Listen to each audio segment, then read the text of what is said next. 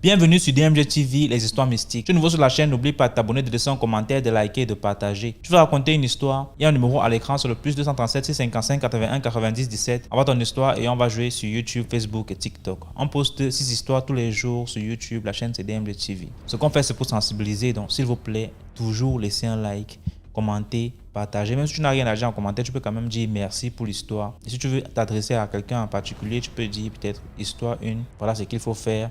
Ou alors poser ta question directement après avoir le H1 que tu vas écrire. Ou alors H2 pour dire histoire 2, voici. Donc, laissez un commentaire, partagez comme d'habitude. On va commencer avec la première histoire. Bonjour DMG, salut à la famille DMG, salut à tout le monde. Aujourd'hui, je vais raconter une histoire et c'est aussi par rapport au maïs que les féticheurs mettent souvent dans les yeux des gens pour le détecteur de vérité. Parce que j'ai entendu une histoire ici où quelqu'un a dit que le maïs a pris, c'est entré dans les yeux de ses propres enfants, alors que peut-être il pensait que c'était des employés qui venaient travailler à la maison. Et qu'il a payé le marabout 800 000, quelque chose comme ça. Bon, je reviens par rapport à l'histoire du maïs là. Peut-être c'est souvent vrai, mais l'expérience, en fait, l'histoire que je connais du maïs, ça a été fausse. Hein. En fait, qu'est-ce qui s'est passé? Voici 4 amis, 4 garçons. Il y a 3 qui sont de familles, comment je vais dire, les familles sont aussi comme ça, des familles débrouillardes, ils sont un peu pauvres. Mais l'autre, l'un d'eux, le 4e, est d'une famille nantie, ils ont beaucoup d'argent. Les parents ont les voitures, ils ont les bons boulots, belles maisons, ils vont à l'école en voiture. Ils sont tous dans la même école.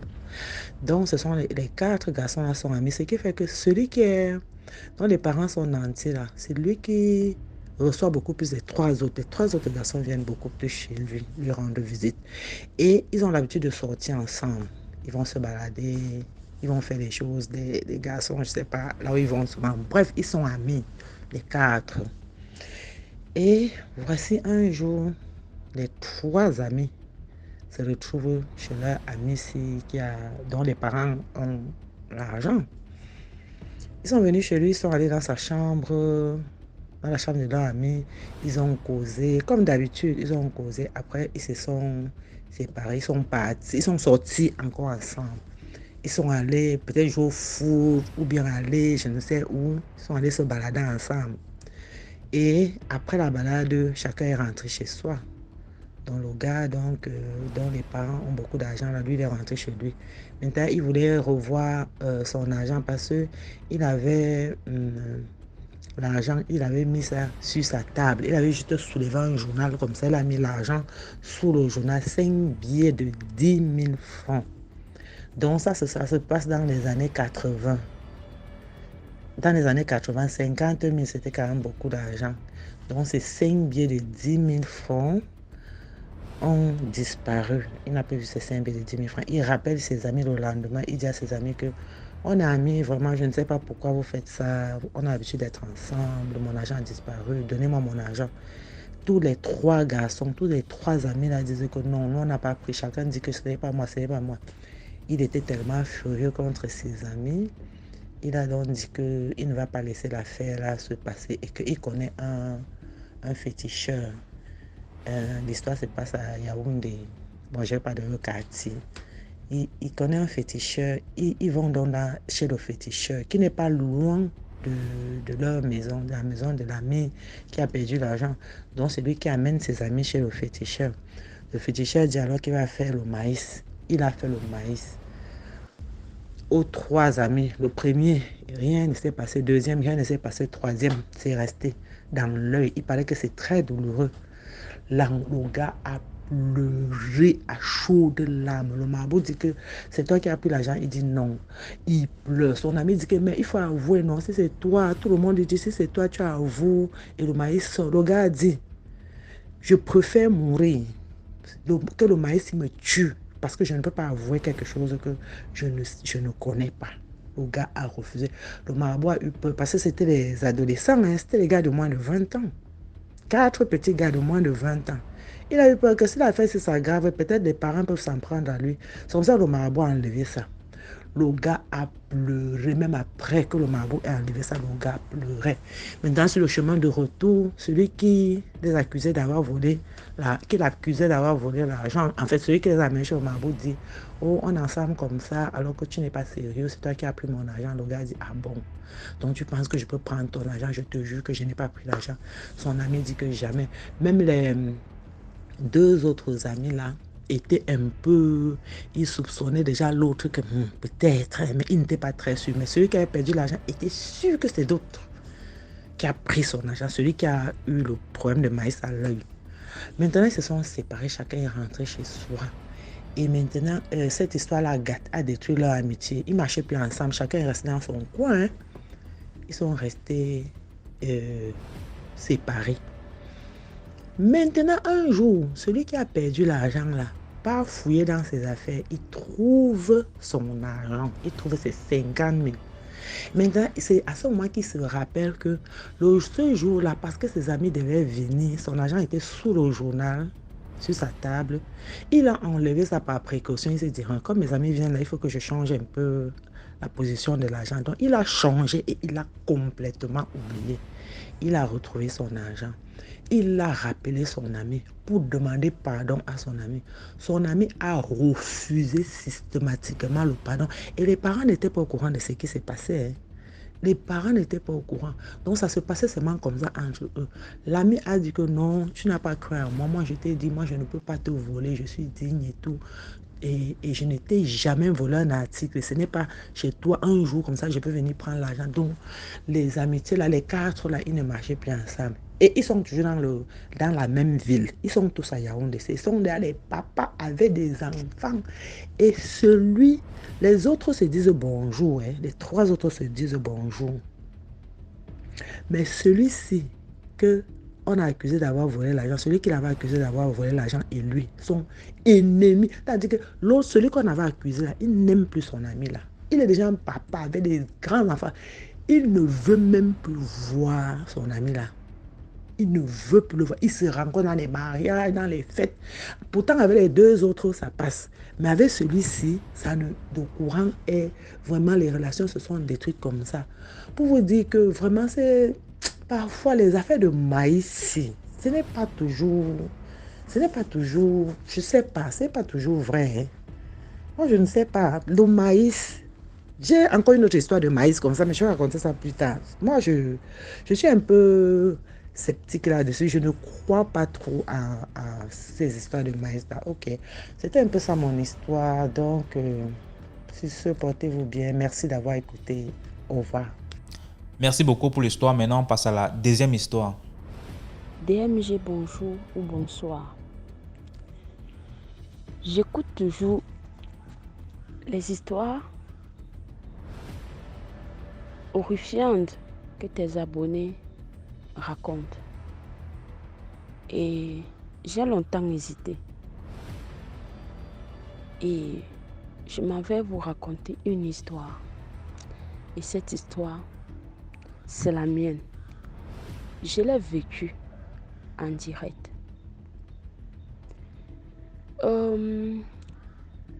J'avais vu une chose. Je ne peux pas dire un être humain ou un animal. Mais c'était une créature magnifique. Magnifique.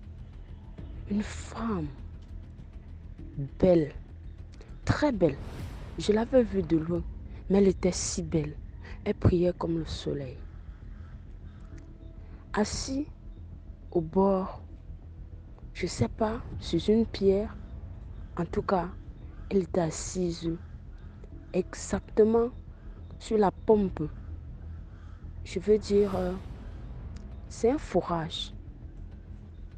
Et elle était assise juste sur le bord carrelé. Jacques, lorsqu'on fait le fourrage, on fait d'abord je crois bien, on appelle ça quoi? On construit du genre, il y a un carré. Ouais, ils ont fait un carré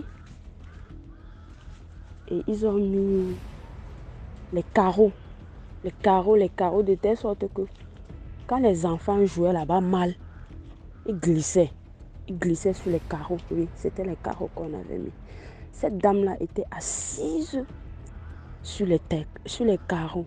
J'ai dit une dame parce que de mon regard de loin, elle avait les cheveux si longs.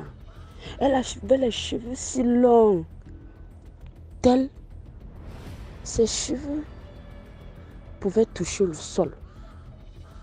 C'est comme les greffes. C'est comme, c'est comme les cheveux. C'est comme les mèches que Lady Ponce fait souvent ses rastas avec. Le genre de mèches qu'elle fait souvent, ça traîne au sol là. Et pour cette dame, était comme ça. Seulement, on avait peigné. Peigné, c'était beau, ça brillait. Tel on a mis l'huile sur ça. Ça brillait, c'était comme la greffe. C'était tellement long. On avait peigné, c'était joli à voir. Mais je n'avais pas vu son visage. Je l'avais vu de dos. Elle était assise sur le bord du forage. Et lorsqu'elle nous a entendus marcher, puisque nous étions des enfants. Et quand les enfants marchent, on marche en bavardant. On marche en faisant les bruits.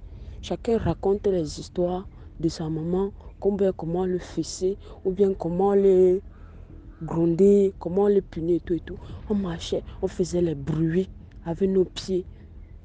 Vu que la route pour aller à la source, au fourrage, pardon, c'était juste une petite piste. Une petite piste, donc 2 personnes ne pouvaient pas passer à la fois. Nous étions en rang. Je crois que nous étions 5 enfants ou 6. Et il y avait un autre qui était devant moi. Il était plus petit. Je l'ai fait passer devant. Il a dit que toi, c'est là. Toi, le moustique, si passe devant. On va partir t'oublier derrière. Passe devant. Là, tu seras la première à puiser ton eau. Et moi, je te suis. Les autres étaient derrière moi. Je devais avoir 12 ans ou 11 ans. Alors, pendant que nous marchons, je vois, plus on approche du fourrage, plus la petite fille s'arrête. Elle ne dit rien. Moi aussi, je m'arrête pour regarder qu'est-ce qui l'effraie tant. Lorsque je jette un coup d'œil sur notre fourrage, je vois une femme assise. Oh mes amis, depuis que je suis née, j'ai jamais vu une créature aussi magnifique. Je la vois vêtue d'une robe blanche. Le genre de robe qu'on vend ça en Arabie Saoudite. Les robes des musulmans là, blanches, avec les brillants dessus. Et je vois la queue de ses cheveux si longs. Puisqu'on marchait, on bavardait.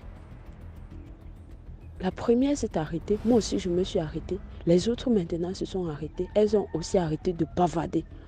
Alors, la créature a su qu'il y avait les enfants qui venaient. Alors, elle s'est levée.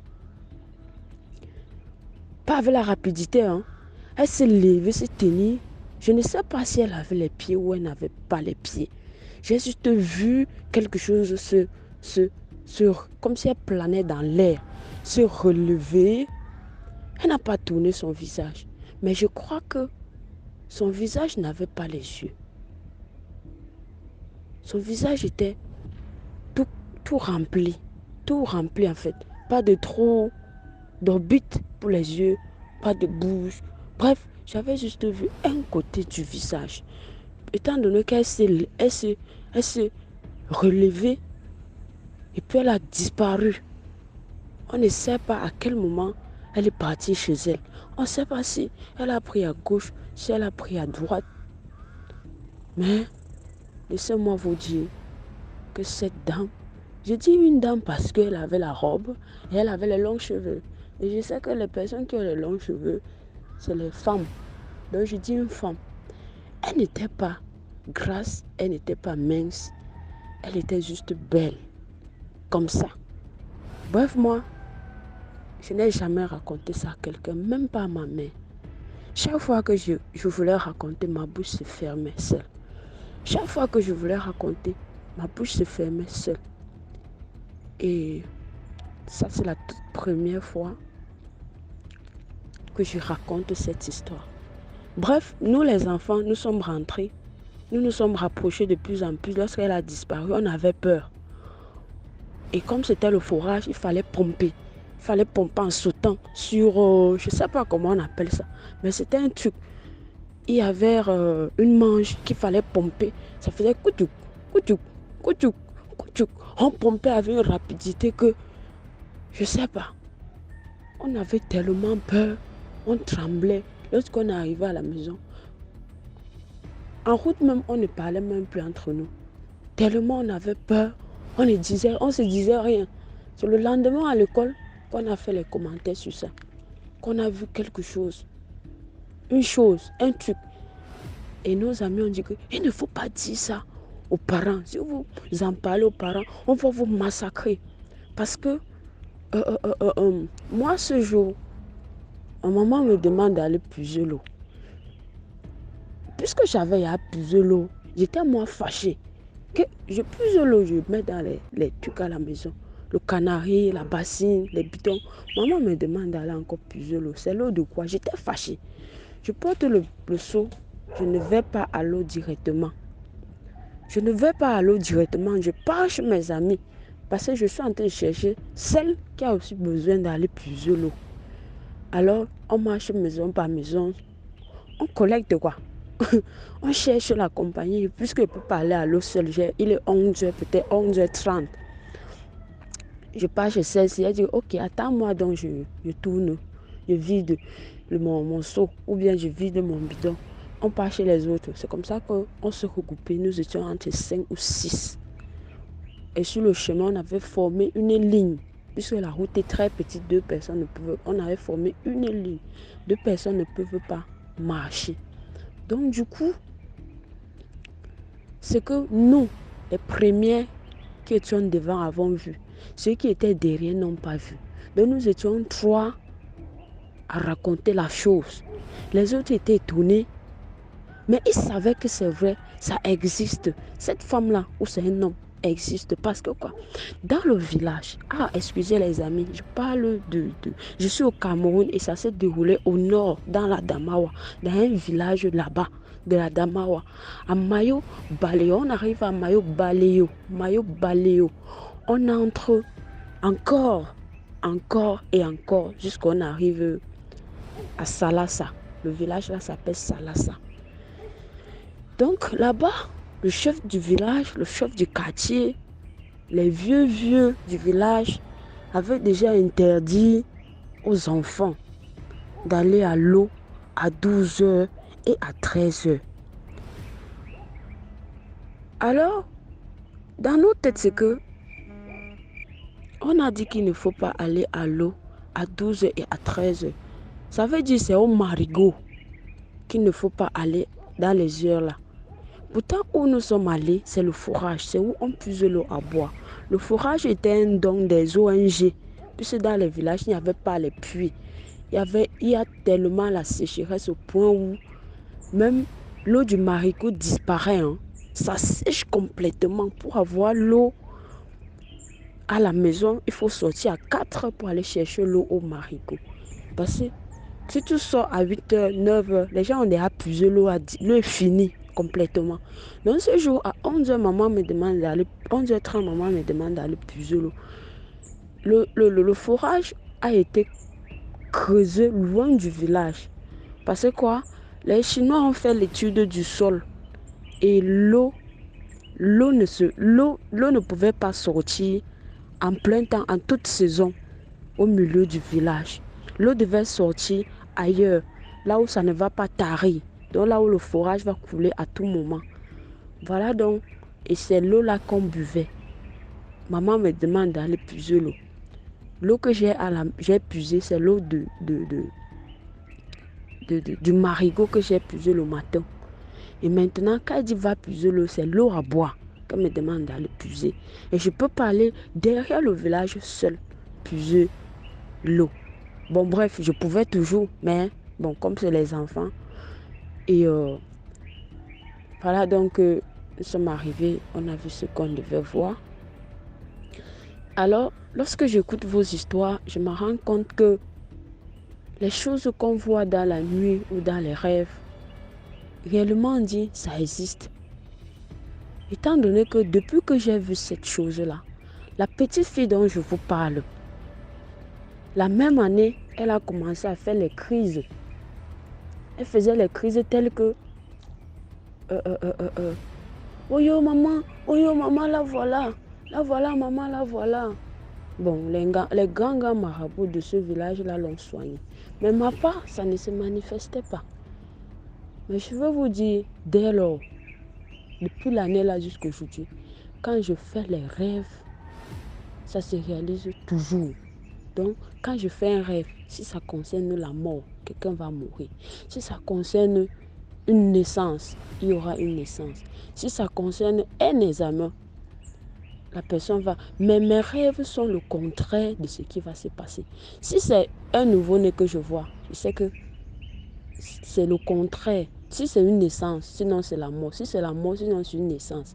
Dans le rêve, je vois que quelqu'un a réussi, la personne va échouer. Donc mes rêves sont le contraire de ce que je vois, de ce qui va se réaliser en fait. Depuis lors, depuis ce moment-là.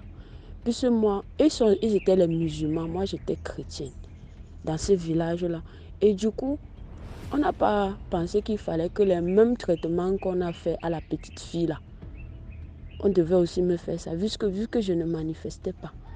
Je ne criais pas, je ne faisais rien, je ne rêvais pas, je ne me plaignais de rien. Alors, je ne sais pas, mes rêves sont tels que... bref, tous mes rêves que je fais se réalisent. Que ce soit sur moi, dans la famille, sur quelqu'un d'autre. En fait, voilà un peu l'histoire. Quand vous arrivez dans un village, on dit que ne lavez pas les habits dans l'eau, dans le marigot. Pardon, respectez cela. Ne partez pas au marigot à 10h, à 15h. Respectez aussi seulement. Si on dit que, par exemple, dans mon village, il y a certains jours qu'on ne part pas au champ. Il y a certains jours, je ne sais pas, c'est un patois qui compte ce jour-là. Genre, si on a dit ne partez pas au champ jeudi, personne n'est pas au champ jeudi.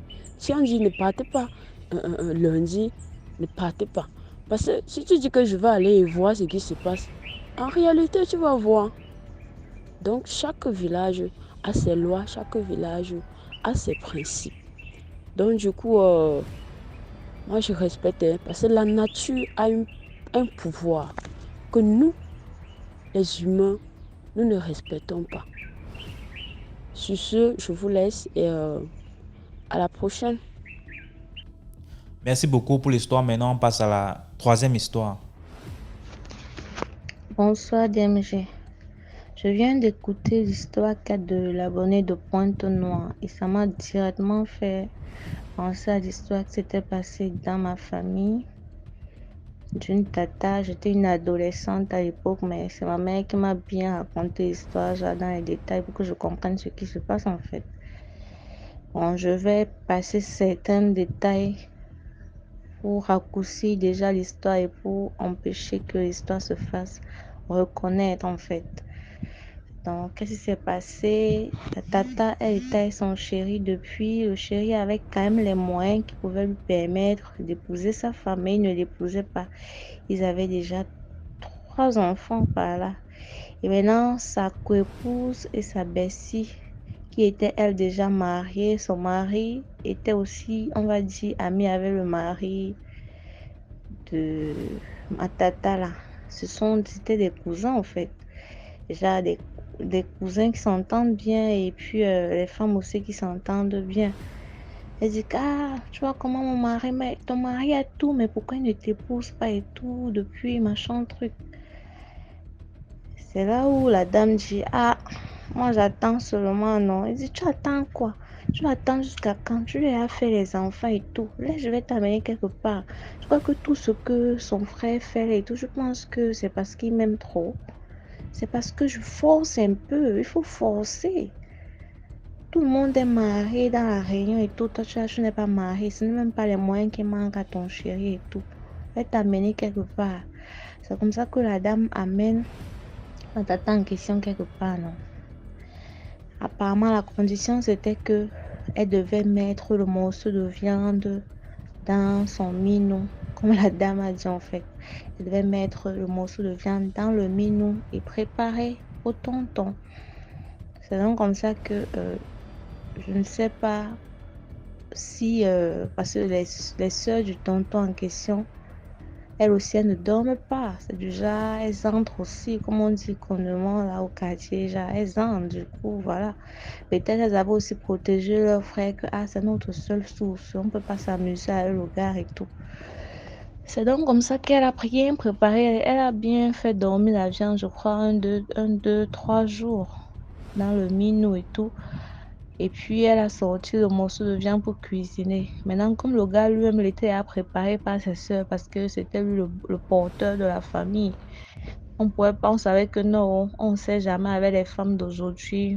On peut faire façon, le gars nous abandonne. Du coup, allez, on le cuisine aussi. Maintenant, le remède vient trouver que le gars est déjà cuisiné par sa propre famille. Le morceau de viande cale dans la gorge. Voilà le tonton malade. Hôpitaux, nanani, nanana, ça ne donne pas. C'est comme ça que, donc il a mal à la gorge, il ne parle pas. Il parlait seulement, il restait seulement dans la chambre avec sa femme, machin. Il ne voulait même plus voir les gens. Les préparatifs du mariage avaient commencé, elle avait acheté sa robe, les courses et tout et tout. Il ne parlait pas. On dit, mais il faut te soigner. Il dit, ça va, ça va. Il parlait à peine, il parlait à peine. Lui, il voulait seulement que le mariage se passe et tout. C'est comme ça que les sœurs ont dit que ça ne va pas se passer comme ça. Retour à l'envoyeur. C'est de ça qu'il s'agit. C'est donc comme ça que les sœurs sont parties recuisiner, enlever le morceau de viande qui est calé dans la gorge, qui ne descend pas. Elles sont donc parties, elles ont fait ce qu'il y avait à faire.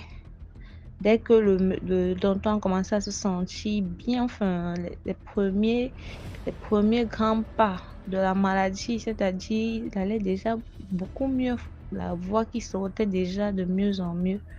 C'est comme ça que la tata, elle reste comme ça là. Elle crie un mal de tête. Je pense que moi je l'avais vue 2 jours avant. 2 jours avant qu'on ne me dise qu'elle est à l'hôpital.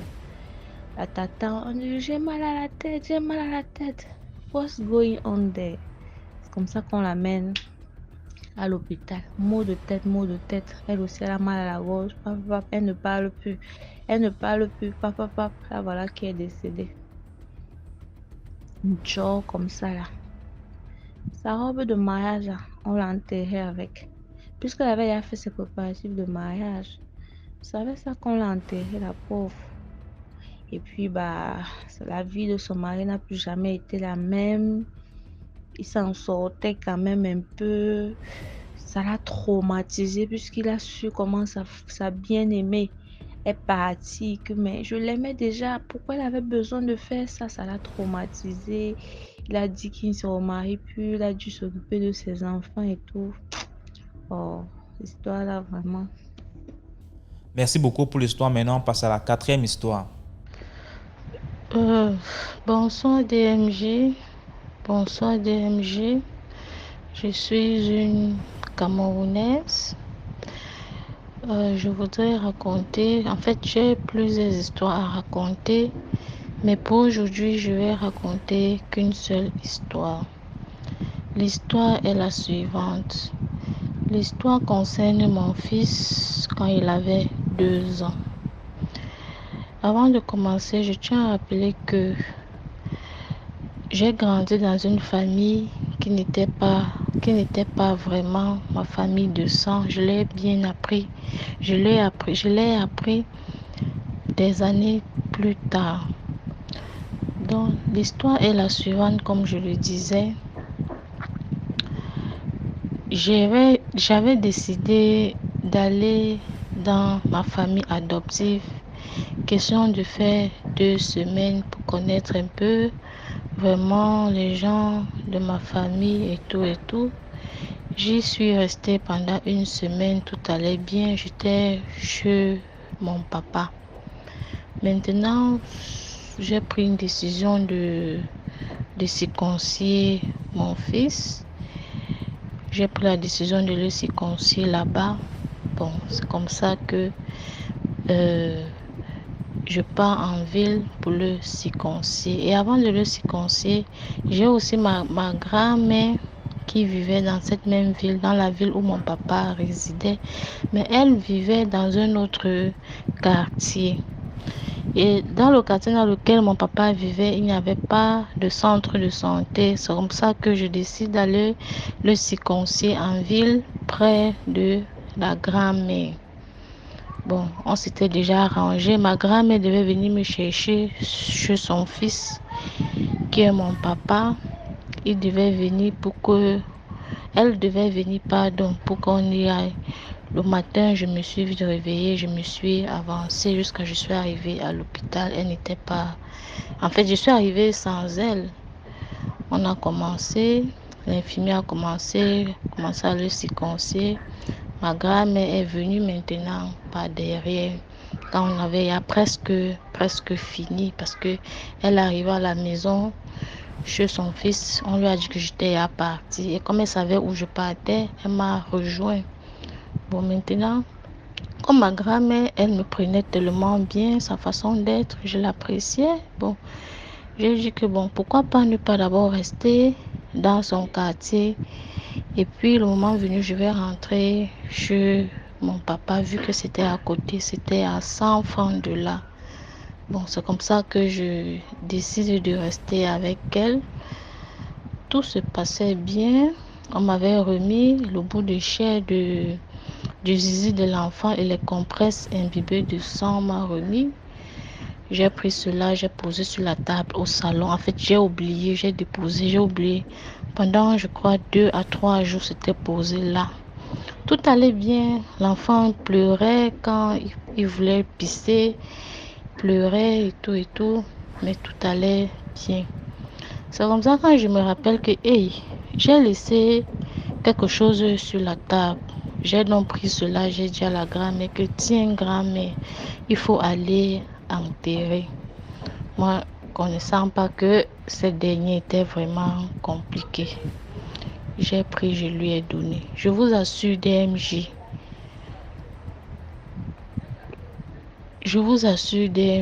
quand je lui ai donné cela, il y a eu un grand changement.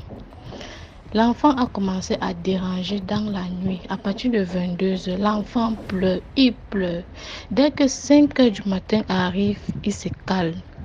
Il a fait comme ça même pendant 3 jours. Je ne reconnaissais plus mon enfant et il avait déjà maigri. C'est comme ça que je décide d'aller voir l'infirmier qui a circoncisé mon enfant. Je suis allée là-bas faire le scandale et tout. Que mais vous avez circoncisé mon fils comment et tout. C'est là que l'infirmier se fâche en disant que mais madame, est-ce que c'est la première fois que je fais ce genre de choses? J'ai l'habitude de le faire. Ça veut dire que votre fils a un autre problème. Lui-même, il se fâche. Comme ça que je quitte de là. Je rentre chez la grand-mère. Je reste tranquille. Le lendemain matin, je me suis levée tôt. J'ai commencé à laver les habits. J'ai commencé à laver les habits de ma grand-mère, pardon. J'ai commencé à laver ses habits. Maintenant, le monsieur qui avait circoncisé mon fils, puisque c'était dans un centre de santé, il connaissait où je restais. Il est venu me parler ce matin que ma fille, si tu es sage, quitte l'endroit où tu es parce que c'est ta grand-mère qui est en train de déranger cet enfant. Quand toi-même tu expliques que l'enfant pleure à 22h et ce n'est qu'à 5h du matin qu'il se calme, tu ne vois pas qu'il y a un problème. C'est là qu'il me dit que moi qui te parle là, ma fille, je suis un sorcier et je ne suis pas supposée de le dire parce qu'on ne le dit pas facilement. Mais c'est parce que je veux ton bien. Quitte de là. Il m'a parlé comme ça, je me suis même encore fâchée que mais. Celui-ci vient accuser ma grand-mère de sorcier que il y a quoi? Il y a quoi? Mais j'ai un peu compris, mais même ça, je doutais un peu. C'est comme ça que je suis restée avec la grand-mère. L'enfant pleure la nuit. Il pleure la nuit. 22 heures, comme je vous dis, il pleure seulement. Il pleure, il pleure, il pleure. Je voulais appeler le temps là. Ma famille maternelle pour me renseigner que est-ce que c'est comme ça que ça se passe quand on circoncise l'enfant. Ma grand-mère dit que non, mamie, laisse. D'ici quelques temps, ça va finir. C'est la douleur de la circoncision. Laisse. Je n'étais pas tranquille, je n'étais pas tranquille.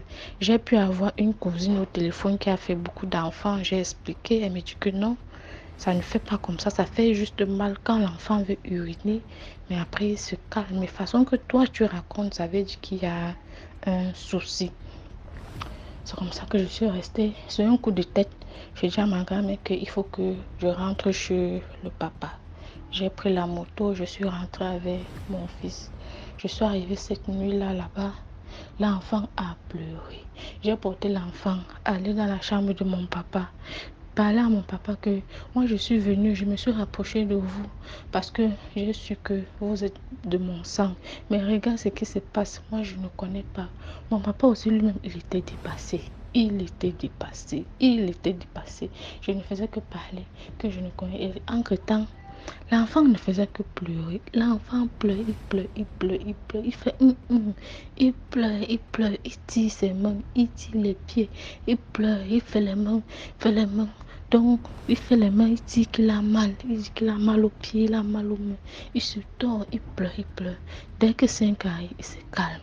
Je suis restée comme ça, je dis que mais l'affaire ici même, c'est même quoi? Comme j'ai fait les écoles catholiques, on nous apprenait un peu certaines choses à l'école, comment il faut faire quand on est en face d'une mauvaise situation. Le jour-là, il a plu correctement. J'ai recueilli de l'eau directement du ciel. J'ai pris cette eau, je suis allée à la boutique, j'ai payé le sel. J'ai prié dessus, prié jusqu'à ce que je transpirais en grosses gouttes. Prié, le soir est arrivé, j'ai lavé l'enfant avec. L'enfant s'est calmé, l'enfant a bien dormi. Le lendemain, alors, il n'y avait plus cette eau pour laver encore l'enfant. L'enfant a recommencé à pleurer. Je reste comme ça, je dis que mais Seigneur, moi voici, je n'ai plus de maman. J'ai quitté ma famille qui m'a élevée pour venir dans cette famille que tu m'as enlevée depuis. Je suis là, je ne connais pas, je ne connais rien. J'ai voulu me rapprocher d'eux aussi. C'est comme ça que j'ai dit que bon, je vais appeler ma tante maternelle, parce que c'est ma tante là qui m'avait dit la vérité concernant ma famille adoptive. C'est elle qui m'avait dit la vérité, donc c'est elle que j'ai appelée. Quand je l'appelle maintenant, elle me dit donne-moi le nom de l'enfant. J'ai pris, j'ai donné le nom de l'enfant. J'ai donné le nom de l'enfant, elle est partie. Après quelques heures, elle m'a appelé. Elle me dit quitte vite l'endroit où tu es là-bas. On veut mettre la sorcellerie sur l'enfant. Quitte vite l'endroit là. Je vous assure que DMJ, j'ai voyagé le jour là avec je sais pas comment je peux dire, j'avais attaché le pain à l'enfant, donc c'est tout le monde qui savait que je venais de circoncire l'enfant. J'ai voyagé, j'ai fait ma petite prière. J'ai menti à mon père que non, que on m'appelait urgemment pour un travail sur Yaoundé. Il faut que je parte. Si la grand-mère me cherche, Dieu seulement que je suis partie. C'est comme ça que je me retrouve à Yaoundé chez une maman. J'ai une maman traitante. Elle a commencé, il y a des choses qu'elle m'a demandé que je dois payer pour l'enfant. Je suis partie. Elle m'avait demandé la viande de biche. Elle m'avait demandé le sésame. Elle m'avait demandé la lame et les aiguilles. Voilà. Je suis arrivée avec. Elle m'a demandé d'allumer le feu de bois, que c'est moi-même qui dois allumer ce feu de bois. C'est même bien comme c'est la mère même qui est venue avec l'enfant. Je vous assure que DMG, pour allumer ce feu de bois, j'ai fait au moins 2 heures de temps. Le feu de bois ne voulait pas s'allumer. Pour finir, ça s'est allumé. Elle a préparé ça, les trucs, le sésame et tout et tout. Elle m'a demandé de donner à l'enfant. L'enfant refuse. Je donne à l'enfant. Il refuse de manger ça. Il dit que mais on va faire comment? On va faire comment? C'est comme ça qu'il me dit que ma fille emballe ça. Quand tu vas arriver chez vous avec à la maison, tu vas même mettre dans un morceau de beignet, tu coupes petit, tu mets avec le beignet qui a le sucre, tu lui donnes pour qu'il avale ça facilement parce que le sésame était un peu amer. C'est ce que j'ai fait. Elle a continué à travailler sur l'enfant, fait les blindages. Je vous assure que moi, dans notre famille où on m'a élevé, ce n'est que la prière. La prière. Quand on me parlait des traitants, j'ai simplifié, je voyais toujours le négatif dans ça et tout. Commencer, elle prend la main de l'enfant, elle a pris sa main droite, elle blinde. L'enfant est bien, il ne réagit pas. Dès qu'elle prend l'autre main, l'enfant réagit, il serre les pieds, il serre les dents, il fait comme s'il refuse, comme s'il avait peur, il refuse. La femme là me dit, porte bien l'enfant, il faut que je réussisse à le blinder de ce côté. Elle a fini, elle a pu blinder le deuxième bras, elle a pris le pied. Dès qu'elle veut prendre l'autre pied, il fait la même chose, il réagit. Elle a fait partout sur tout le corps, chose que je n'avais jamais vue de ma vie. J'ai eu la chair de poule. Quand elle a fini, c'est là qu'elle m'explique que ma fille, tu as eu la chance. Parce que ce que je vois là, on voulait initier ton enfant dans la sorcellerie. Et ils avaient commencé par un bras et un pied. Elle m'a montré les entrées, comment les gens font pour posséder les gens. Elle m'a montré les entrées, il y avait les bras, les pieds, les genoux et tout. Donc elle m'a montré les entrées, elle m'a montré au niveau du front. C'est là qu'elle m'explique que généralement, elle me dit que pour moi, chez moi, ça partait vite parce que il y a un truc que j'ai donné à une femme et que c'est ce truc qui a fait en sorte que la personne a eu accès à mettre l'enfant dans la sorcellerie. Elle me fait comprendre qu'en sorcellerie, on appelle ça l'autorisation, que c'est une façon de dire que moi, j'accepte qu'elle met l'enfant dans la sorcellerie, alors que moi, je lui donnais cela parce que c'était ma grand-mère. Mais elle a profité de cela pour vouloir faire ces choses. Quand elle a fini, elle m'a dit que pour l'enfant, ça va. Elle ne va plus menacer l'enfant, mais qu'elle va venir me menacer en me faisant les couches de nuit parce que elle est fâchée que j'ai pris l'enfant. Je suis partie avec l'enfant. Je vous assure que quand je suis rentrée, d'abord même rentrée, j'ai pu donner le beignet à l'enfant, la nourriture là, comme elle avait dit, il a bien mangé et tout. Je vous assure que je suis rentrée maintenant dans ma famille, comment je peux dire, dans ma famille qui m'a élevée. Je suis rentrée là-bas. Je suis rentrée chez ma grand-mère, ma grand-mère adoptive. Je suis rentrée. Je vous assure que j'ai eu les combats au moins pendant 2 mois quand j'étais là-bas. Chaque fois que je fermais mes yeux, les gens venaient me donner à manger. Les gens venaient me donner à manger tout le temps. C'était les couches de nuit, comme cette femme m'avait dit. Tout ce qu'elle m'a dit, je revoyais ça dans le rêve, mais je ne voyais pas le visage. Je voyais seulement les gens que je ne connais pas. Mais je voyais une femme, des fois c'était un homme, donc les gens venaient et tout. C'est comme ça que j'ai dit, mais ça c'est quoi? J'ai commencé, les choses que je ne connaissais même pas, j'ai eu l'inspiration, je suis allée au marché, j'ai acheté le jujube, j'ai acheté le roi. Je vous assure que j'ai commencé à prendre ma Bible, m'asseoir sur mon lit avec ce que j'avais acheté. Je parlais dessus, je priais, je marchais. Le reste, je oignais ça, je mettais ça dans l'huile. Je oignais mon fils avec et moi-même, je me oignais. Quand j'ai commencé à faire cela, même pendant 2 semaines, les rêves que je faisais maintenant, je voyais ma grand-mère, c'était son visage même. Elle venait pour me déranger, on me bagarrait dans le rêve. Elle m'arrête, on bagarre. Je lui crie que tu me veux quoi? Tu ne peux rien. On bagarre jusqu'à quand j'invoque le nom de Jésus-Christ. Elle me lâche, elle part. Constamment, je faisais ça constamment. À un moment donné, je la dominais même, je la tapais déjà. Je la tapais, je mangeais toujours mon jujube et mon roi, je mangeais cela. Une nuit dans le rêve, je rêve que je suis en train de vomir. J'ai vomi dans le rêve. J'ai tellement vomi que je me suis réveillée. J'ai cru que c'était la réalité. Je touche le lit. Je me rends compte que non, c'était le rêve. C'était le rêve. Le lendemain, j'ai appelé la femme qui avait traité mon fils. Je lui ai parlé. Elle m'a dit que non, c'est la délivrance. C'est la délivrance. Ta grand-mère va te laisser. Elle est déjà partie. Elle a vu que le terrain, si elle ne peut pas s'amuser. Elle t'a laissé tranquille.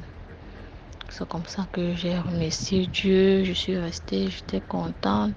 Ça n'a pas été facile. Hein. Comme je vous dis là, le combat était terrible. Ça n'a pas été facile. Après 2 mois encore, un jour dans la nuit, je dors, je vois mon fils qui pleure un peu. Il pleurait.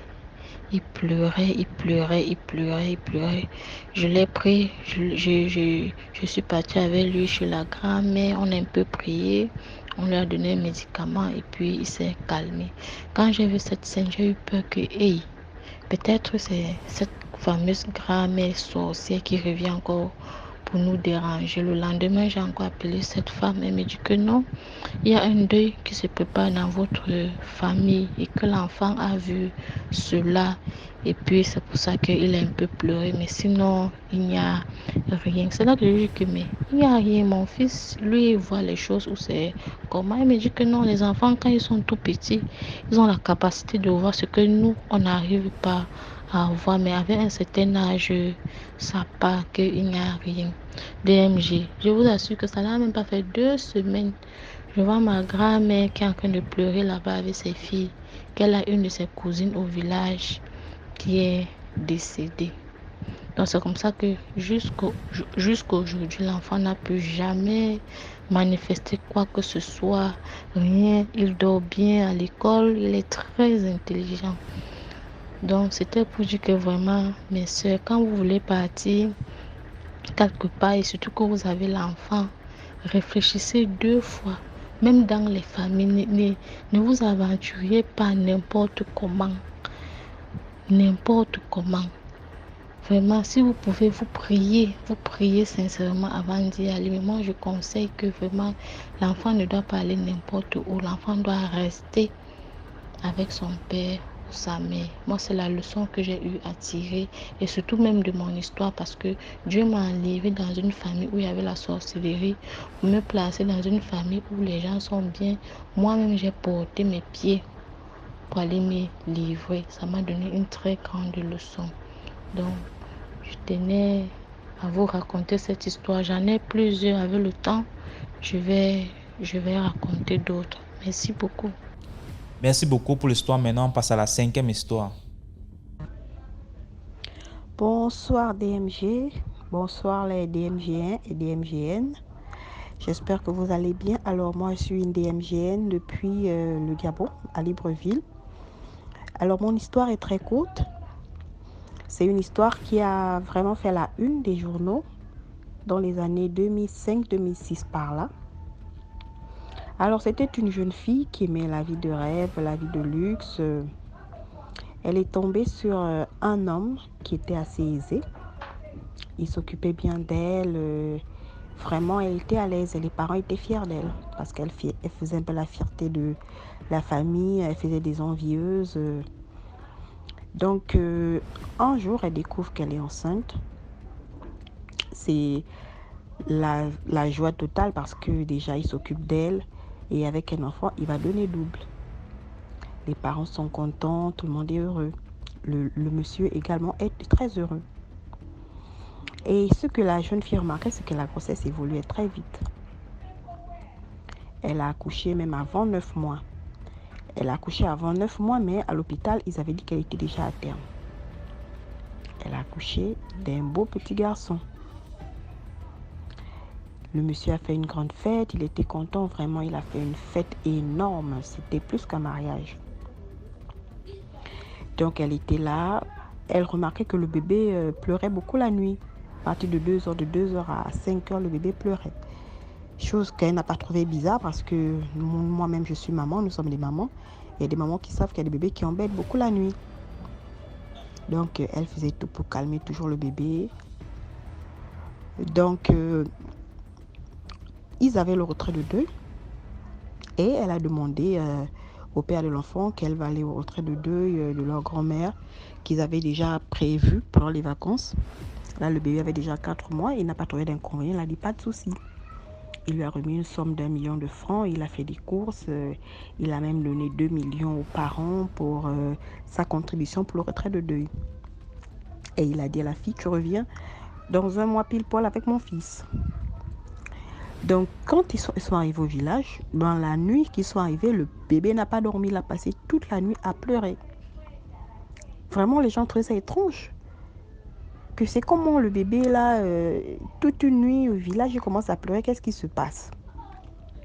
Mais le matin, le bébé a dormi de 7h à 15h, ce qui a laissé le temps à la mère de faire ses travaux et tout le reste. Le temps passe, ils organisent le retrait de deuil, tout, ça commence. Les gens viennent de d'autres villages pour assister et tout, comme d'habitude. Ils avaient déjà fait près d'1 mois. Donc, le père de l'enfant appelle et dit non, le temps est presque écoulé, il faut déjà revenir avec le petit. La maman dit non, on va revenir la semaine prochaine parce que le retrait de deuil termine cette semaine. Il dit ok, il faut revenir avec le petit parce que c'est tout mon espoir. C'est carrément toute ma vie qui est là-bas avec toi. Bon, elle se disait que c'était juste des paroles comme ça pour un père qui aime son fils. Donc, un jour, le père l'appelle tôt le matin, il dit « J'espère que tu vas pas à la rivière avec mon fils. » Elle lui pose la question « Mais comment ça? Si je vais à la rivière à lui, ça fait quoi ?» Il lui dit « Non, je veux pas que tu ailles à la rivière avec lui. Il doit pas aller à la rivière. » Bon, elle a négligé. Donc, une fois, elle allait laver les assiettes avec les autres. Elle a laissé l'enfant avec sa soeur parce qu'elle a dit à la soeur que le père ne veut pas que l'enfant aille à la rivière. Donc, elle a laissé l'enfant avec sa sœur. Elle allait laver les assiettes et faire tous les travaux.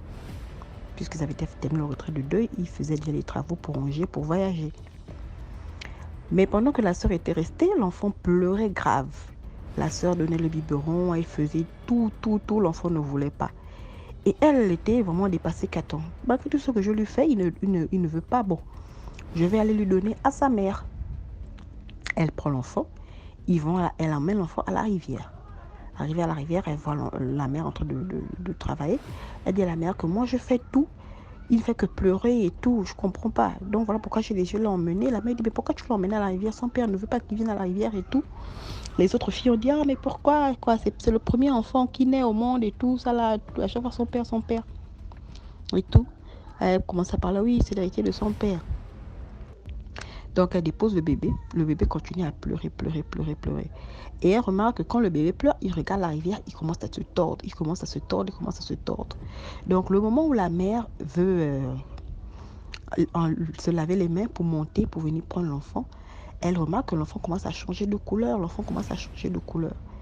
Et après, elle dit, mais qu'est-ce qui se passe? Quand elle sort, maintenant, elle veut sortir de l'eau, elle remarque que son enfant est en train de se transformer en serpent. Donc, l'enfant s'est transformé DMG. Je vous dis, c'est une histoire qui s'est passée dans Libreville, dans le Gabon, en province. L'enfant s'est transformé en serpent, un gros serpent, je vous assure. Quand ils ont vu ça, tout le monde a fui. La maman a fui et elle allait tomber dans les pommes. Dès qu'il a fini de se transformer DMG, il est rentré dans l'eau et il est parti. Dès qu'il est parti, ils ont emmené la maman évanouie, elle n'arrivait pas à se lever. Ils appellent le numéro du gars en question. Le numéro ne passe plus.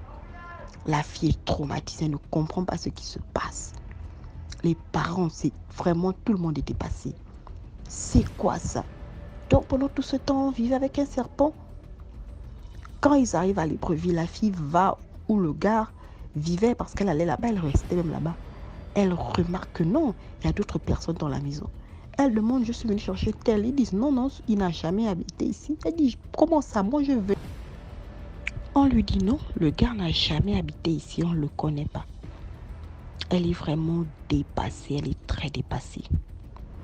Les parents, tout le monde, les gens sont dépassés. Et pendant qu'elle dormait, elle faisait des rêves où le gars lui disait, tu m'as tué. Je t'ai bien dit de ne pas amener mon fils à la rivière. Tu m'as tué, tu m'as tué. Elle faisait des rêves, elle ne dormait plus la nuit. Ils l'ont emmenée chez un tradipraticien. Et le tradipraticien a dit aux parents que non. Cet homme-là, c'est un homme qui est dans les pratiques. Donc, votre fille a eu la chance parce que ce qu'il a mis dans le ventre de votre fille, ce n'était pas un enfant normal. C'était une pratique. Et ce qui devait se passer, c'est que quand ce bébé-là allait se transformer, normalement, l'objectif, c'était d'avaler votre fille. Mais comme la sœur a bravé l'interdit, voilà pourquoi ça n'a pas réussi. Donc le gars, finalement, on n'a plus eu de ses nouvelles. Et la fille, on l'a soignée, on a fait des rituels. Ça s'est calmé, elle ne faisait plus des rêves bizarres. Et aujourd'hui, je peux vous assurer, DMG, elle est mère de 3 enfants. Elle est mariée. Elle est tranquille avec son mari. Donc, c'était un peu mon histoire. Bonne soirée aux DMG1 et DMGN. N'oubliez pas, liker, abonnez-vous, partagez. Parce que cette page-là, c'est plus seulement pour DMG, mais c'est pour nous tous. Vraiment, merci DMG pour tout ce que tu fais. Nous prions pour toi. Je prie pour toi depuis le Gabon. J'espère qu'un jour, on pourra se rencontrer quand je viendrai un de ces 4 au Cameroun. Bonne soirée à tous et portez-vous bien. Merci. Merci beaucoup pour l'histoire. Maintenant, on passe à la 6e histoire. Bonsoir à tous, bonsoir DMG. Déjà, mon histoire parle de moi-même. Ça parle de moi-même. Déjà, je suis employé dans une structure de la place, une structure de nettoyage. Je suis en poste dans une grande société du côté de Bonavéry en fait. Donc du coup, j'avais fait le quart de 14-22. Et là, il y a une procédure. Quand tu sors à 22h, il faut attendre encore 1 heure avant que le bus de transport décolle pour aller nous déposer dans nos différents points de repère. Et moi, je descends comme d'habitude au rond-point. Alors ce jour, c'était mercredi 6 décembre. Mercredi 6 décembre. Je suis arrivé au rond-point, je me suis arrêté. J'ai essayé de... Je suis arrivé au rond-point, il était pratiquement 23h30 passé. 23h30 passé. Donc du coup, j'ai essayé d'avoir emprunté une moto pour le quartier Lorbesso. Chose qui n'est pas du tout facile déjà. Et puis subitement la pluie a commencé. Alors je suis allé m'abriter. Je me suis abrité là. La pluie a fait près de 25 à 30 minutes. Après ça s'est arrêté. Donc c'est-à-dire, quand ça s'arrête, il est sensiblement minuit 5 ou minuit 10, un truc comme ça. Alors je sors là, je vois un taxi monter, je crie Lorbesso, Lorbesso. À côté il y avait un benzineur, le benzineur dit oui, allons. C'est 500 avec plus, c'est 500. Mais je vais bâcher. Je dis, il n'y a pas de souci, mon frère. Alors, c'est comme ça que je monte sur la moto. Quand je monte sur la moto, il descend encore vers la statuette du rond-point.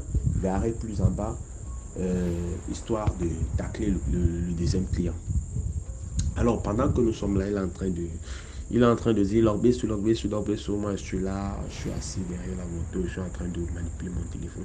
Quand subitement, une dame me tapota au niveau de l'épaule. Quand elle me tapota au niveau de l'épaule, je sursauta. Alors, et puis je me suis retourné. Elle a dit evening. Quand elle dit evening, je sais qu'evening avait dit bonsoir en anglais. Mais vu que je ne m'en sors pas très bien en anglais, je lui ai dit vraiment merci, bonsoir, mais je ne cause pas l'anglais. J'ai dit merci. J'ai dit thank you, evening, mais je ne cause pas l'anglais. Donc c'est comme ça que je lui ai répondu. Et puis elle m'a dit vraiment je m'excuse. Je me nomme Geneviève. Je sors de la Kentigny et tout. Quand elle dit qu'elle sort de la Kentigny, elle veut arriver à la maison, elle n'a pas d'argent.